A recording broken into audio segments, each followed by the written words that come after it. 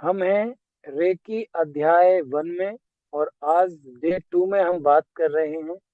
आज दूसरे दिन इस क्लास को हम कंटिन्यू करते हैं। तो सारे तैयार हैं? अगर तैयार हैं तो एक बार चैट में यस लिख सकते हैं। चलिए मैं स्क्रीन शेयर करता हूँ आप सभी के साथ। स्क्रीन सभी को विजुअल हो रही है? अगर विजुअल हो रही है तो थम्स अप एक बार दिखा सकते हैं आप सभी, या चैट में भी लिखते हैं। Okay, thank you. तो शुरू करते हैं। सबसे पहले हम जैसे कि अपना है जो भी शुरू करते हैं, गुरु वंदना से ही स्टार्ट करते हैं। तो सबसे पहले मैं गुरु वंदना करता हूँ, आप भी मेरे साथ सकते हैं। गुरु ब्रह्मा, गुरु विष्णु, गुरु देवो महेश्वरा, गुरु साक्षात परब्रह्म तस्मै श्री गुरुवे नमः। हे मेरे परम की गुरु, कहने की शक्ति अपने इस बच्चे पर, बालक अपने पुत्र पर एक दया कीजिए। ये मेरे साथ रहकर इस दिव्य क्लास को सफल कीजिए। जो भी इस क्लास को सुन रहे हैं, देख रहे हैं, को attend कर रहे हैं, इस दिव्य ज्ञान को ग्रहण करने की सामर्थ्य उन्हें प्रदान कीजिए। धन्यवाद, धन्यवाद, धन्यवाद। मुझे लग रहा है नेटवर्क थोड़ा डिस्टर्ब हो रहा है आज। तो नेटवर्क की वजह से जी ये परेशान करेगा क्या?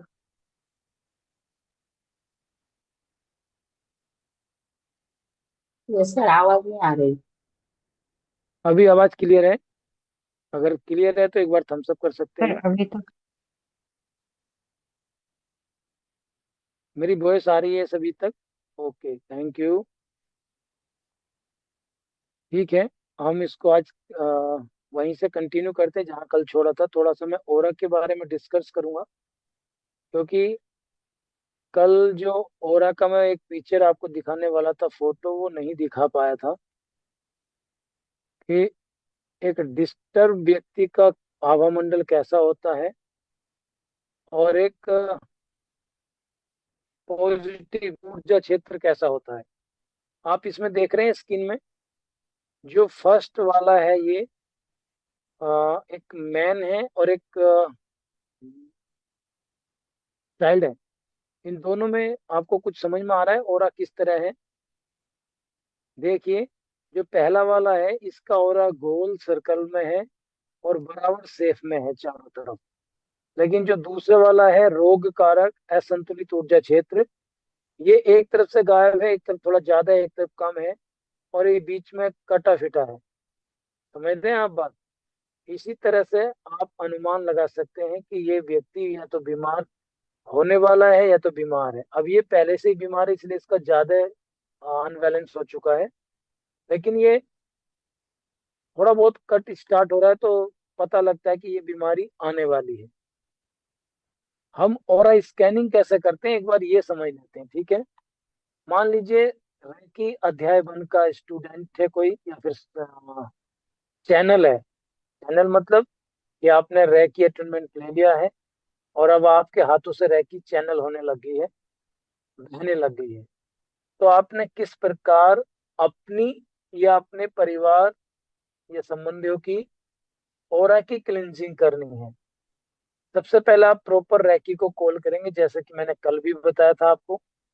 रैकी को कॉल करने के बाद आप मांगेंगे, हे माँ दिव्य रैकी शक्ति, मुझे ओरा स्कैनिंग की या फिर ओरा क्लेंजिंग की ऊर्जाएं प्रदान करो, प्रदान करो, प्रदान करो।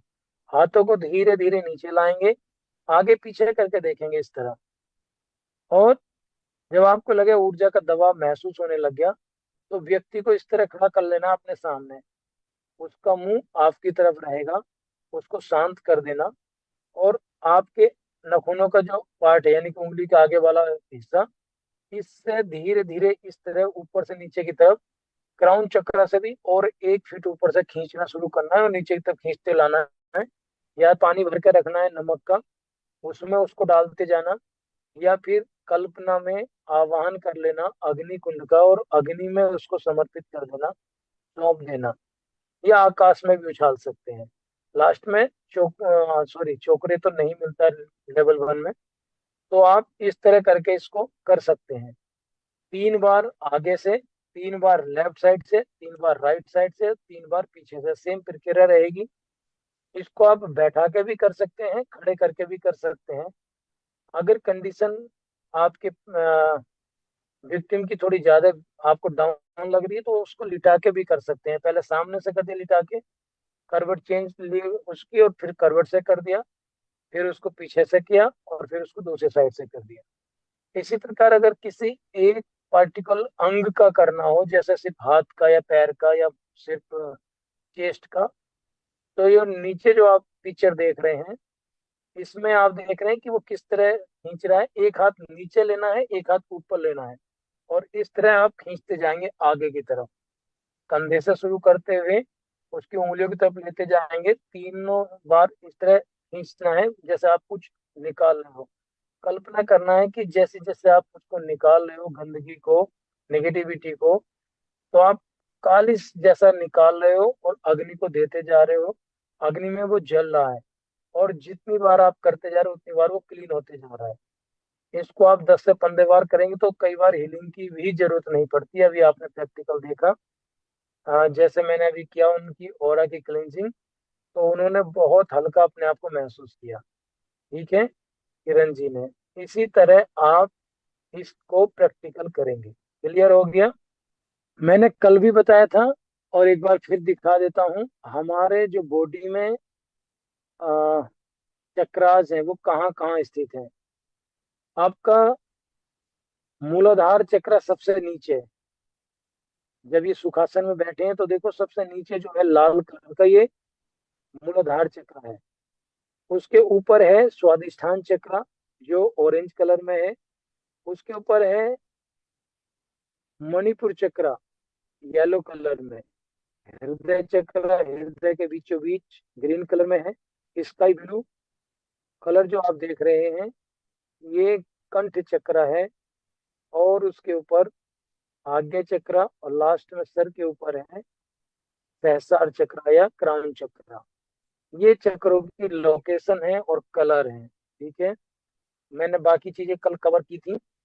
ये चक्र हमारे जीवन को किस तरह कंट्रोल करते हैं। अगर सहस्रार चक्र वीक चल रहा है तो हम पूजा पाठ में मन बिल्कुल नहीं लगा सकते।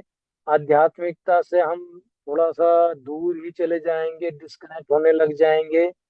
आज्ञा चक्र अगर डिस्टर्ब है तो आप पूरी तरह से कह सकते हो याददाश्त कमजोर हो सकती है, आपका इंट्यूशन पावर वीक हो जाएगी, आपकी जो कनेक्टिविटी है वो धीरे धीरे डाउन होने लगती है।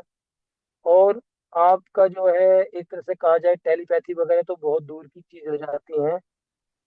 आप डिसीजन नहीं ले पाओगे ठीक से किसी भी काम के लिए, भ्रमित जैसे रहते हैं। कंठ चक्र अगर वीक है, या सॉरी आगे चक्र की बात करते हैं अभी, अगर ये वीक है तो आपके सर में लगातार दर्द रह सकता है, या फिर मानसिक प्रॉब्लम आपको हो सकती हैं। ये सिर्फ सिम्टम है, मैं ये नहीं कह रहा कि ये बीमारियां हैं या फिर इनके ऐसा करने से बीमारी है। मतलब ये चक्र वीक है तो ये सिम्टम होते हैं, इस तरह की चीजें हमें परेशान कर सकती हैं। कंठ चक्र में गले से संबंधित बीमारियां परेशान करती हैं, और हमारा जो सामने वाले को कनेक्शन करने का सिस्टम है वो डाउन हो जाता है।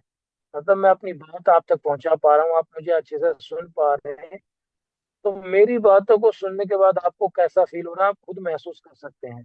अगर अच्छा फील हो रहा है तो समझ लो मेरे कंठ चक्र में एक एक्टिवनेस है। अगर आपको लगता है बकवास करा फालतू में हमें नहीं सुनना चाहिए, आपका मन बिल्कुल भी नहीं क्लास में लग रहा है, तो मेरा कंठ चक्र वीक है। एक उदाहरण के तौर पर मैंने बताया।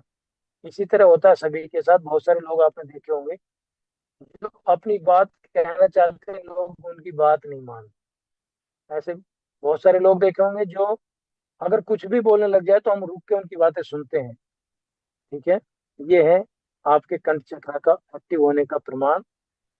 इसी तरह हृदय चक्र है आपके इमोशंस बैलेंस नहीं रहेंगे, अप एंड डाउन चलते रहेंगे, कोई भी आपको ठग सकता है आसानी से अगर आपका हृदय चक्र वीक हो रहा है।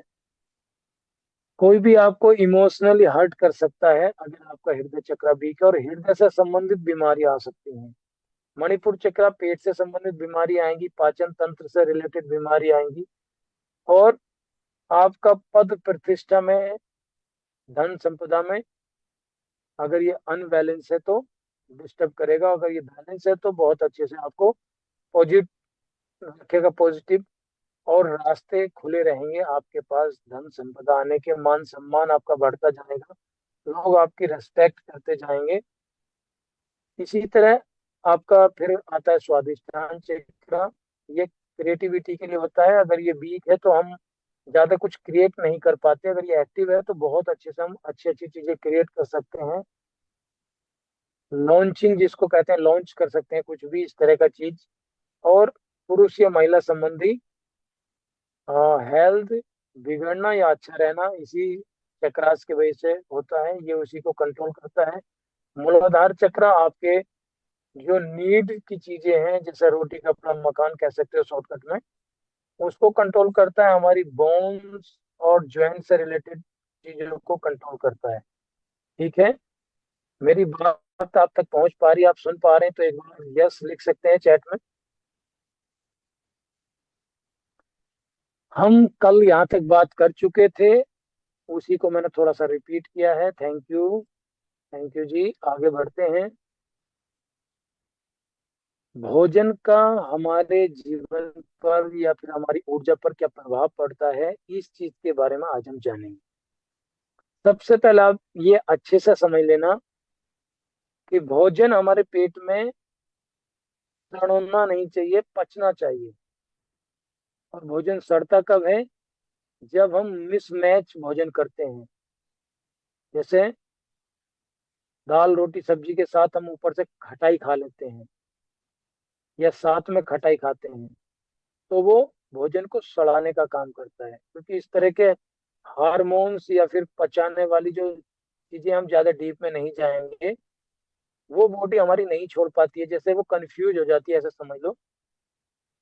क्योंकि भोजन को पचाने के लिए, यानी कि अनाज जैसे गेहूं चावल दाल, इनको पचाने के लिए अलग तरह की चीजें चाहिए होती हैं, और खटाई फ्रूट, इनको पचाने के लिए अलग तरह की चीज चाहिए होती है। तो इसको शॉर्ट में समझना, मिसमैच भोजन नहीं करना। एक ही अनाज खाना है जब खाएंगे आप, फ्रूट खाने के साथ नहीं खाना, दूध खाने के साथ बिल्कुल भी नहीं। क्लियर है? अब आप समझने की कोशिश करना कि मैं जो आपको बताने जा रहा हूँ या समझाने की प्रयास करूंगा। आप देख रहे हैं आलू, एक तरफ बॉयल रखा है, एक तरफ कच्चा आलू रखा है जो अंकुरित हो रहा है। अब समझो कि कौन से में ऊर्जा ज्यादा हो सकती है। आप बताइए मुझे एक बार। पी लिख सकते हैं अगर पके हुए में ज्यादा है, के लिख सकते हैं अगर कच्चे में आपके हिसाब से ऊर्जा ज्यादा है। तो कौन कौन इसमें अपना व्यू देना चाहते हैं, एक बार चैट में लिखें। पी ज्यादा एनर्जेटिक है या के मतलब कच्चा आलू, पी मतलब पक्का आलू। बहुत ही बढ़िया, थैंक यू थैंक यू। के बहुत ही अच्छा, सभी मतलब के लिए हैं। तो मुझे बताओ आप, कितने लोग ऐसे हैं जो कुकिंग फूड खा रहे हैं, खाने को खूब बढ़िया से पका के खा रहे हैं? वाई लिखें या एन? अगर आप खाना पका के खा रहे हैं तो यस, अगर आप कच्चा भी साथ में खा रहे हैं तो बहुत ही बढ़िया। ठीक है, तो आज से हमें, अगर अपने बीमारी को, वेरी गुड, प्रीति जी ने लिखा है बहुत, और यही हमें चाहिए। हमें अपने जीवन में हर रोज खाने में शामिल करना है 70% कच्चा, और 30% बॉयल खा सकते हैं आप। ठीक है, वो भी एक ही अनाज, ये ध्यान देना। मतलब ऐसा ना कि वो भी खाया, वो भी खाया, वो भी खाया, और लास्ट में कि पचा तो लेगा, सही पचा तो लेगा, वो इस तरह से डिजाइन किया हुआ है। लेकिन कब तक? अगर हमारे ही सर पे ओवरलोड रोज डाल दिया जाए तो हम कितना खींचेंगे उसको, कब तक खींच सकते हैं? ये समझने की बात है। ठीक है। तो आपको जो खुद एनर्जी रख रहा है वही एनर्जी दे सकता है, ये ध्यान में रखना। क्योंकि पका हुआ एक तरह से एनर्जी को डैमेज कर चुका है, यानी कि उसकी एनर्जी मर चुकी है, ऊर्जा उसकी निकल चुकी है। अब वो एनर्जी नहीं बची उसके अंदर जो होनी चाहिए थी, जो हमारे शरीर को वो देता। खाने में प्रोटीन शामिल करें, और अ, कह सकते हैं आप एक तरह से फ्रूट सलाद, अंकुरित अनाज, ये शामिल करें। ठीक। किस प्रकार आपने भोजन करना है? जो आप जगने के बाद, यानी कि हर रोज सच्ची भूख लगने का वेट करना है। ये नहीं कि देख लिया और भूख लगी आपने खा लिया। सच्ची भूख मतलब हो गया ऐसी भूख जो टाइम निकल के भूख मर गई, वो वाली नहीं। ऐसी भूख जो अगर अब लगनी शुरू हुई 2 घंटे बाद भी वो लगातार लगी रही है हमें, मतलब खाने का और ज्यादा तलब बढ़ती जा रही है। और सच्ची भूख तब खत्म होती है जब हम कुछ ना कुछ खा लेते हैं, तब तक वो मरने वाली नहीं है। मरती बुआरी भूख है जो हमारी एक तरह से टाइमिंग वाली भूख है, कि अब 1 बज गए, खाने का टाइम हो गया, खाना है। तो वो टाइमिंग वाली है, वो आपकी सच्ची भूख नहीं है। कुछ चीज देख ली, देखते ही बस एकदम भूख लगी, खाने का मन कर गया है, तो वो सिर्फ मन कर रहा है, वो अंदर से नहीं आपको भूख लग रही है, या फिर जो हमारा पेट है वो नहीं मांग रहा है, वो सिर्फ मन मांग रहा है। तो ये समझना है, मन के आधार पर नहीं चलना, पेट के आधार पर चलना है आपने। और 12 से 16 घंटे का उपवास जरूरी है, और ये करना चाहिए। 12 से 16 घंटे मतलब हुआ कि अगर आपने आज शाम को खाना खाया 5 बजे, तो ऐड कर लेना अगले दिन सुबह 16 घंटे से पहले खाना नहीं खाना। 5 बजे से 5 बजे 12 घंटे तो ऑटोमेटिक हो गए, आपको कुछ करना ही नहीं पड़ा। और फिर आगे कितने, 4 घंटे का और वेट करना है, यानी कि 9 बजे खाना खाना है। ठीक। उसमें फिर ये नहीं कि मुझे नाश्ता करना है फिर खाना खाना है, फिर वो नहीं। आप सबसे पहले जगने के कम से कम 2 घंटे बाद जूस पिए। अगर आपको एस गार्ड बोलते हैं इसको, या कहीं इधर पूर्वी यूपी और बिहार में कुमड़ा कहा जाता है। और अगर बात करें इधर अपने पश्चिम यूपी की बात कर लें, या फिर दिल्ली साइड की, दिल्ली के आसपास जो भी राज्य हैं, तो वहाँ इसको पेठा बोला जाता है। इसका जूस इतना एनर्जेटिक है, और इतना ज्यादा आपको एक तरह से डिटॉक्स करता है बॉडी को। ये अकेला ही आपको बाकी किसी चीज की कमी नहीं आने देता। सुबह पेट भर के जितना आप 1 गिलास 2 गिलास पी सकते हैं, यही आपका बेड टी होना चाहिए, या फिर कह सकते हैं नाश्ता होना चाहिए। उसके बाद आप खाएं फ्रूट या सलाद, पेट भर के। ठीक। और तब आपने फिर खाना खाना है दोपहर को। क्लियर है?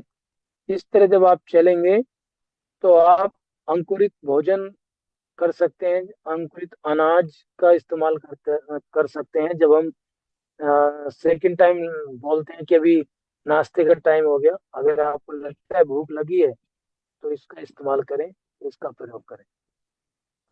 रैकी से हमारे लाइफ में, हमारे जीवन में बहुत सारी आज अपॉर्चुनिटियां क्रिएट हो रही हैं। आप सभी जानते हैं बाबा रामदेव की जो यूनिवर्सिटी है पतंजलि,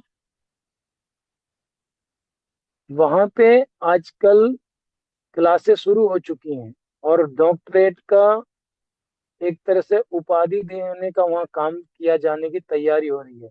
जो रैकी ग्रैंड मास्टर्स हैं जो अच्छा वर्क कर रहे हैं, मतलब वहाँ एक तरह से जो भी वो उनके क्राइटेरिया रखेंगे वो अलग चीज है, लेकिन वहाँ क्लासेस शुरू हो चुकी हैं। मेरे जो गुरु हैं वे वहाँ जाके क्लास लोगों को दे के आए हैं। मतलब पढ़ाई करा के आए हैं। ठीक है। इस तरह बहुत सारे अभी हॉस्पिटल्स इंडिया में तो थोड़े कम है अभी, लेकिन विदेशों में हॉस्पिटलों में ग्रैंड मास्टर रखे हुए हैं एज एन नौकरी। ठीक है। जॉब करने के लिए आप अपना खुद का हीलिंग सेंटर खोल सकते हैं, लोगों को हील कर सकते हैं। लेकिन इन सब के लिए जरूरत बस अपने आप के ऊपर वर्क करने की है, अपने आप को थोड़ा सा परफॉर्मेंस करने की है, क्योंकि कहा जाता है चमत्कार को ही नमस्कार है। नहीं तो आपको कोई पूछने वाला नहीं है, मुझे कौन पूछेगा? कोई नहीं पूछेगा। लेकिन हाँ, हम लोगों को अगर उस चीज का फायदा पहुंचाते हैं, हम लोगों की सेवा करते हैं, तो हम ऑटोमेटिक ही पहुंच जाएंगे वहां तक जहां हमारी जरूरत है। तीसरा, प्रोफेशनली अपने कोर्स क्रिएट करके भी लोगों से हेल्प करके बदले में पैसा ले सकते हैं। क्योंकि मेन मुद्दा हमारा लोगों की मदद करना किसी भी तरह से। और जब हम मदद करते हैं, हेल्प करते हैं, सेवा करते हैं, तो पैसा हमें ऑटोमेटिक ही मिल जाता है। हमें मांगने की जरूरत नहीं पड़ती, हमें खींचने की जरूरत नहीं पड़ती। और ये एक इतना बढ़िया, एक इतना अच्छा, मुझे एक तरह से कह सकते हैं जॉब कह लो या फिर इनकम का स्रोत कह लो, या जो भी इसका नाम देना चाहो आप, इतना अच्छा है कि यहाँ आप लोगों को फायदा पहुंचाकर, लोगों की सेवा करके अपने लिए रोजी या फिर एक तरह से अर्न कर रहे हैं। ठीक है। क्योंकि यहाँ आपको किसी को लूटने की जरूरत नहीं पड़ रही। यहाँ आपको सबसे बड़ी बात है, किसी से झूठ बोलने की जरूरत नहीं पड़ रही। यहाँ हम किसी को किसी भी तरह से ठगा हुआ जैसा नहीं महसूस कराते। हम उसकी सेवा करते हैं, बदले में हमें वो रिवार्ड मिलता है। ठीक। प्रेम और श्रद्धा से हम हमारे जीवन को पूरी तरह से ट्रांसफॉर्म कर सकते हैं, परिवर्तित कर सकते हैं। क्योंकि आपने देखा होगा, हम मंदिर में जाते हैं और हम हमारे घर में रहते हैं, दोनों जगह बहुत बड़ा डिफरेंट होता है। जबकि हमें 24 घंटे घर में रहना है, तो हमें तो अपने घर को मंदिर बनाना है। मंदिर में तो कितनी देर के लिए हम जाएंगे? कभी इस चीज को रियलाइज करना, मंदिर में पॉजिटिविटी का एक ही मुख्य कारण है, वो है वहाँ की साफ सफाई, वहाँ के लिए समर्पित भाव, वहाँ का जो स्पेस है वो पूरी तरह से क्लीन रखना। वहाँ घंटी बजाते रहना बार बार, कभी कोई जा रहा है, कभी कोई जा रहा है, बैंड बजाता है मंदिर में, घंटा बजाते रहता है। उसकी जो वाइब्रेशन होती है, वो बहुत अच्छा एक पॉजिटिव ऊर्जा को क्रिएट करती है, नेगेटिविटी को रिमूव करती है। इसका मैंने प्रैक्टिकल भी करके देखा है। आगे हम बात करेंगे, अगले लेवल पे जब पहुंचेंगे। तो मैंने इसका जो घर में भी कई बार होता है, कांसी के बर्तन जैसे बेला थाली, उसको आप किसी बजाने वाली चीज से प्रभावित अंग पर रख के इस तरह, और धीरे धीरे टन टन मारते रहना, उससे एक वाइब्रेशन निकलती जाएगी, एक आवाज, एक साउंड निकलता जाएगा, और आपके पास बैठा व्यक्ति हिल होते जाएगा। ये मैंने प्रैक्टिकल किया हुआ है। कभी आपके साथ शेयर करेंगे इस तरह की चीज जरूर आगे भविष्य में। तो क्या करना है, आपके घर की सबसे पहले साफ सफाई, जो भी फालतू का गार्बेज है उसको बाहर कर दें घर से। जिस चीज की आपको जरूरत नहीं है उसको रखने के लिए कोई जगह घर में ना रखें। आप अपने हर वस्तु की, हर सामग्री का मान सम्मान करें, किसी चीज को ठुकराना नहीं है, चाहे वो कुछ भी वस्तु है घर की। अगर आपका जूता भी है तो उसको निकालें, सम्मान के साथ धन्यवाद करते हुए उसकी जगह पर रखें। कभी भी उसको ऐसा ना करें कि आया और निकाल के फेंक दिया। और इसी तरह के संस्कार बच्चों के अंदर डेवलप करें। ठीक है। जब आप इन चीजों को करना शुरू करेंगे, आपको आपका घर मंदिर के समान लगने लगेगा। एक घंटी ले सकते हैं आप घर के लिए, और सुबह शाम उसको बजाना शुरू करें। ठीक है। उससे बहुत पॉजिटिव एनर्जी क्रिएट होती है। सजीव और निर्जीव हर वस्तु उसको आपने सम्मान करना है, प्रेम करना है, और श्रद्धा विश्वास के साथ उसका इस्तेमाल करना है। सपोज दैट आप गाड़ी ही लेके जा रहे हैं कहीं, अपनी बाइक या फिर चार पहियों की कार, उसका भी सम्मान करें, उसको भी रेस्पेक्ट दें, इज्जत दें। वो आपको कभी धोखा नहीं देगी, वो आपको कभी बीच में साथ नहीं छोड़ेगी। ठीक है, तो मैं आगे बढ़ता हूँ इस चीज को लेके। मेरे साथ कनेक्ट है? अगर कनेक्ट हैं, जुड़े हुए हैं, तो एक बार यस लिखें। थैंक यू, मेरी आवाज भी क्लियर आ रही है सभी को, इसका मतलब बहुत ही बढ़िया। ओके ओके, ठीक है, थैंक यू, गुड। तो अभी हम आगे शक्तिपात की तरफ। सबसे पहले हम जानेंगे शक्तिपात क्या है। उसके बाद शक्तिपात के लिए प्रिपरेशन की बात करेंगे। रैकी कॉलिंग और रैकी को क्लोज कैसे करना है, इस चीज पे हम बात करेंगे। और उसके बाद हम एक छोटा सा संकल्प लेंगे शक्तिपात के बाद, फिर आप अपना अनुभव शेयर कर सकते हैं, शक्तिपात के क्या अनुभव आपको हुए। ठीक है जी। तो इसको मैं थोड़ा सा बाद में डिस्कस करता हूँ, पहले बता देता हूँ आपको। 21 डेज का आप अपना सेल्फ हीलिंग कैसे करेंगे, खास करके जो हमारे नए स्टूडेंट हैं, जिन्होंने आज शक्तिपात लेना है, वे अच्छे से समझ लें। आज आपका शक्तिपात हो जाएगा, रेकी लेवल 1 आपका कंप्लीट हो जाएगा। तो यहाँ से आपने अपनी यात्रा शुरू करनी है आध्यात्मिकता की और सेल्फ हीलिंग की। आपने अगले 21 डेज 24 अंगों की हीलिंग करना है, और हर अंग की 3-3 मिनट आप हीलिंग करेंगे। आप प्रॉपर रेकी को कॉल कर लेंगे। चलो एक बार पीछे से बताता हूँ रेकी को कैसे आपने कॉल करना है। दोनों हाथों को इस तरह आपने तेजी से रगड़ना है। रगड़ने के बाद आप अपने आप को 3 बार बोलेंगे, मैं सुरक्षित हूँ, मैं सुरक्षित हूँ, मैं सुरक्षित हूँ। मेरे चारों तरफ एक सुरक्षा कवच है, मेरे चारों तरफ एक सुरक्षा कवच है, मेरे चारों तरफ एक सुरक्षा कवच है। सबसे पहला काम ये रहेगा। फिर आप आंखें बंद कर लेंगे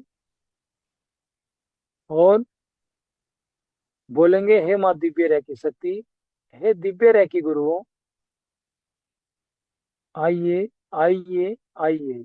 आपके जो भी इष्ट देव हैं, जो गुरुदेव हैं, आप उनको भी बुला सकते हैं। अब उनके होने को महसूस करेंगे। नहीं भी दिखेंगे, नहीं भी आपको महसूस होंगे, कोई बात नहीं, फिर भी आपने बोलना है, हे माँ दिव्य रह की शक्ति, हे रह की गुरुओं, आपका यहाँ उपस्थित होने के लिए बहुत बहुत दिल से धन्यवाद, धन्यवाद, धन्यवाद। अब अपने हाथों को इस तरह ऊपर उठाएंगे आकाश की तरफ, हथेलियां आसमान की तरफ करते हुए ऐसे। और आपने बोलना है, हे माँ दिव्य रह की शक्ति, मुझे सेल्फ हीलिंग की ऊर्जाएं प्रदान करो, प्रदान करो, प्रदान करो। धीरे धीरे हाथों को नीचे लाना है, कल्पना में देखना है कि आपके हाथों के बीच में एक दिव्य प्रकाश आ चुका है, एक सफेद रंग की लाइट आ चुकी है, एक प्रकाश की बॉल आपके हाथों के बीच में है। हाथों को हृदय चक्र के सामने लाकर इस तरह आगे पीछे करके देखें। अगर आपको लगता है कि मेरे हाथों के बीच में दबाव महसूस हो रहा है, तो आप अपनी हीलिंग स्टार्ट करें। अगर लगता है दबाव नहीं हो रहा, तो फिर से एक बार तेजी से हाथों को रब करें इस तरह, फिर से आगे पीछे करके देखें। और जब आपको लगने लगेगा, तो आप अपनी सेल्फ हीलिंग स्टार्ट करेंगे। तो आप सबसे पहले आंखों से स्टार्ट करेंगे, दोनों हाथ एक साथ आंखों पर रख देंगे, और 3 मिनट तक कल्पना में देखते जाएंगे, मेरे हाथों से माँ दिव्य रह की शक्ति प्रवाहित हो रही है, मेरी आंखों में जा रही है और हिल कर रही है। आपको इसका ऑडियो मिल जाएगा, उस ऑडियो के साथ आप इसको कर सकते हैं, लेकिन इस तरह आपने प्रॉपर करना है। ध्यान रखना है कि जब नेक्स्ट हाथ अगले अंग पे जाएगा, तो स्टेप बाय स्टेप एक के बाद दूसरा जाएगा, एक साथ टच नहीं तोड़ना। 24 अंगों की हीलिंग लगातार करने तक पहले एक हाथ हटाकर अंग पे रख देना, दूसरे पे, फिर दूसरा भी ले जाकर रखना। मतलब बारी बारी से हाथों को उठाना, एक साथ दोनों हाथों को नहीं शरीर से हटाना उस अंग के ऊपर से। क्लियर है? अब मानो आपकी हीलिंग कंप्लीट हो चुकी है, तो आपने लास्ट में बोलना है, लगातार उपचार के लिए माँ दिव्य रह की शक्ति स्थापित हो, स्थापित हो, स्थापित हो। धन्यवाद, धन्यवाद, धन्यवाद। रह की शक्ति, रह की गुरुओं का धन्यवाद। अपना भी धन्यवाद करें और फिर लास्ट में बोलें, ऐसे मुट्ठी बंद करते हुए, मैं माँ दिव्य रह की शक्ति को अपने हाथों में बंद करता हूँ, बंद करता हूँ, बंद करता हूँ। रह की शक्ति क्लोज, क्लोज, क्लोज। ये हो गया रैकी को कॉल करना और क्लोज करना। अब आपको ये पिक्चर मिल जाएगी, जो ये फोटो है, कि कौन से अंग पे अब हाथ रखना है स्टेप बाय स्टेप। 24 अंगों पे आपने अलग अलग हीलिंग करते चले जाना 3-3 मिनट। पहले आंखों की करना है, फिर कानों की, फिर आपके जबड़े पे हाथ रखना है, फिर कनपटी पे, और फिर इस तरह करते करते आप 24 अंगों तक कंप्लीट करेंगे। और ये लगभग आपका 72 मिनट का हो जाएगा। इसको 2 पार्ट में भी कर सकते हैं या एक पार्ट में कर लें, जैसे भी आपको उचित लगे। लेकिन करना बहुत जरूरी है ये। इसको अपने बीच में बिल्कुल भी नहीं छोड़ना, ये ध्यान देना। क्लियर है? अगर समझ में आ गया है तो एक बार वाई लिखें। यस। क्या आपको बिल्कुल क्लियर हो चुका है? पूरी तरह से अगर समझ में आ चुका है तो एक बार वाई लिख सकते हैं। ओके, राधिका जी को समझ में आ गया है। बाकी वालों को नहीं आया क्या समझ में? सोना नहीं है, आप सो चुके हैं मुझे लग रहा है सभी। मैं अकेले ही बात करते जा रहा हूँ क्या? बहुत ही बढ़िया, पूनम जी भी आ चुकी हैं आज। मीरा जी, चलिए ठीक है, थैंक यू। थैंक यू जी, बहुत बढ़िया। समझ में आ गया है सभी को, तो फिर हम आगे बढ़ते हैं। हमें यहाँ के बाद आगे लेवल अप कैसे करना है, क्या आगे और हमें मिलने वाला है, यहाँ से हम एक बार बात कर सकते हैं अगर आप बोले तो। क्या आप जानना चाहेंगे कि आप यहाँ के बाद नेक्स्ट जर्नी किस प्रकार करना चाहेंगे दिलासा वेलनेस में, आपके अपने ब्रजेश अस्टानिया भाई के साथ, भैया के साथ, दोस्त के साथ?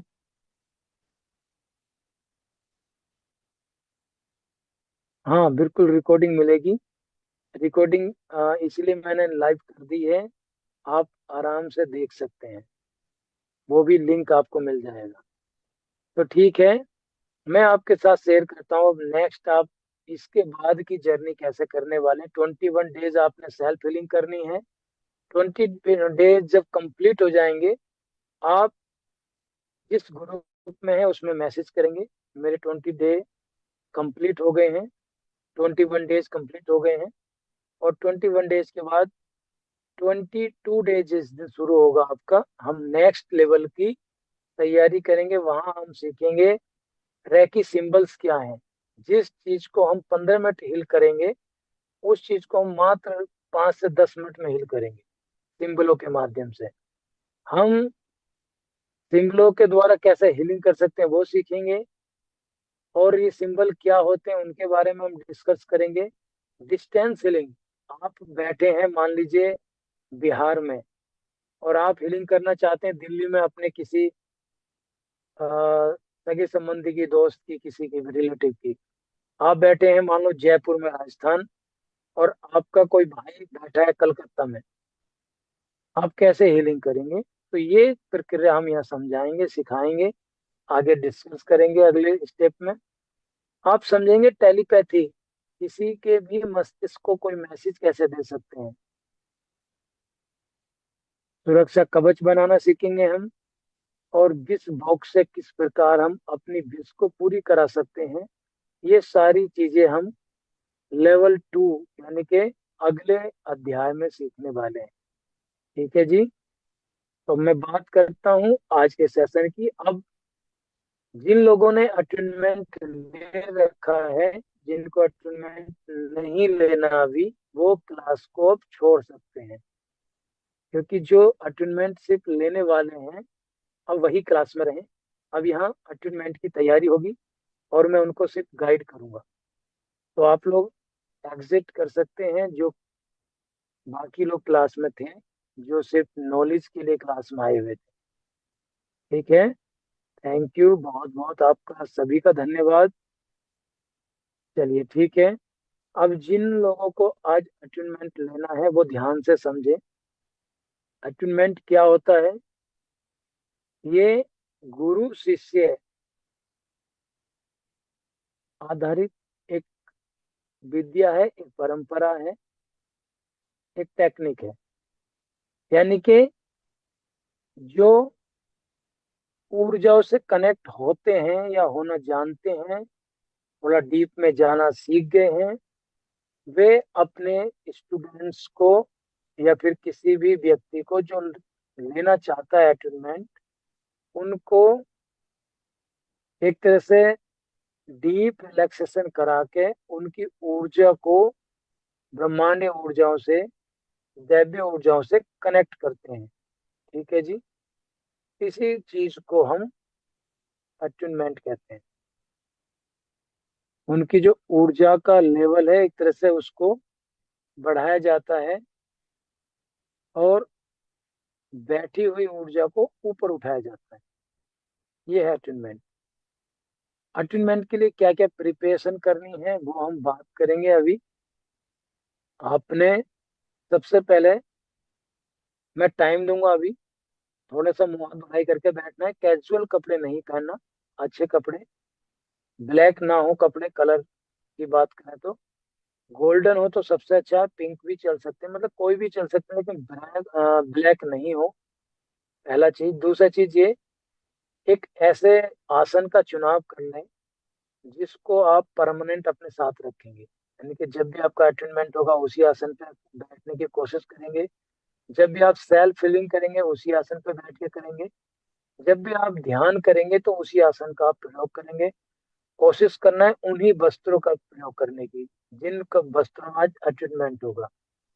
अपनी सेल्फ फीलिंग, मेडिटेशन, जो भी आप करेंगे स्पिरिचुअल से संबंधित, अध्यात्म से संबंधित, पूजा पाठ से संबंधित, तो उन्हीं वस्त्रों में करना है, उसी आसन का प्रयोग करना है। उस आसन को कोशिश करें कोई दूसरा इस्तेमाल ना करें, सिर्फ आप ही उसका प्रयोग करें। ये हो गया पहली चीज। यानी कि एक वस्त्र, एक आसन और एक स्थान की कोशिश करना है आपने लगातार रहने की। आज से ही शुरू करना है इस चीज को। मतलब समझ रहे हो मेरी बात? कल से आपका स्टार्ट हो जाएगा तो आज आपका शक्तिपात होगा, तो आज से ही ये चीज आपने अपने ऊपर लागू कर देनी है। उसके बाद आप घी का दीपक जला के रखेंगे। पीने के लिए थोड़ा पानी ले लेंगे। सुगंध के लिए वहां पे धूप बत्ती या अगरबत्ती लगा लेंगे। अगर कोई ऐसा परफ्यूम वगैरह है जिसको आप सुगंधित समझते हैं, अच्छा लगता है आपको सूंघने में, उसको भी आप यूज कर सकते हैं। आप सारी डिस्टर्ब करने वाली चीजों को एक तरह से हटा देंगे। जैसे अभी तो पूरा रात हो गई है, फिर भी डोर वेल बजने की अगर खतरा है तो डोर वेल को ऑफ कर देना। कुकर की सीटी की आवाजें अगर आएंगी उनको पहले से ही अपने मैनेज कर लेना। बच्चों की आवाजें, बच्चों का डिस्टरबेंस, उनको क्यों अपना मैनेज कर लेना पहले ही। अपने तरीके से जो भी आप कर सकते हैं। अपने फोन को साइलेंट कर देना ताकि आपको रिंग से डिस्टर्ब ना हो सके तो एयरफोन्स का इस्तेमाल करना कान में लगा के। ठीक है। और आप डीप रिलैक्सेशन के लिए एक ऐसी जगह का चुनाव करें जहां आप आराम से शांति से बैठ सकते हैं। क्लियर है?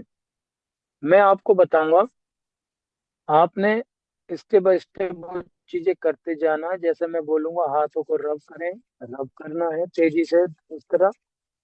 मैं बोलूंगा आंखें बंद के हम भी सांस लें और धीरे से छोड़ें। मैं बोलूंगा मेरे साथ प्रेयर करें तो मेरे साथ प्रेयर करनी है। प्रेयर करने के बाद आपने अपने आप को गहरी शांति में ले जाने की कोशिश करनी है। मैं गाइड करते जाऊंगा। डीप अल्फा में जब हम चले जाएंगे तो हमने हाथ अपने ऊपर उठाने हैं। थोड़ी देर हाथों को इस तरह कंपन करना है। कंपन करने के बाद हाथों को रोक देना है और माँ दिव्य की शक्ति फील करना है। हे माँ दिव्य की शक्ति, मुझे रह की ऊर्जाएं प्रदान करो, की ऊर्जाएं प्रदान करो, हीलिंग की ऊर्जाएं प्रदान करो। धीरे धीरे नीचे लाना है। अपने सहस्रार चक्र पे सफेद रंग के प्रकाश को महसूस करना है, आज्ञा चक्र पे महसूस करना है, कंठ चक्र पे, हृदय चक्र पे, इस तरह सातों चक्रों पे महसूस करते हुए हाथ को धीरे धीरे नीचे लाएं और फिर यहाँ आगे पीछे करके देखें अपने हृदय के सामने। नीचे लाना, इस तरह सफेद रंग के प्रकाश को महसूस करना है, महसूस करते हुए आगे पीछे इस तरह करते हुए आकाश की तरफ हथेलियां करते हुए अपने थाइस पे हथेलियों को यानी कि हाथों को रख लें और कमर सीधी गर्दन सीधी करके बैठना है। गहरे और लंबे ओम की चैंटिंग करना है। ओम। क्या रियलाइज हो रहा है, क्या फील हो रहा है, क्या महसूस हो रहा है, उसको लगातार बस फील करते जाना है, बाकी कुछ नहीं करना। फिर मैं बोलूंगा ध्यान से धीरे धीरे बाहर आ जाइए, मैं कमांड करूंगा किस तरह आना है, और इस तरह अपना आज का अटेनमेंट का प्रोसेस कंप्लीट हो जाएगा। तो आप अपनी तैयारी कर लें, अगले 2 मिनट में आपको देता हूँ। ठीक है, मिलते हैं फिर 2 मिनट के बाद। ठीक है जी। अगर आप हमारे YouTube चैनल या वेबसाइट से ये कोर्स देख रहे हैं तो नीचे दिए गए नंबर पर अट्यूनमेंट के लिए कॉल करें। Thank you. धन्यवाद।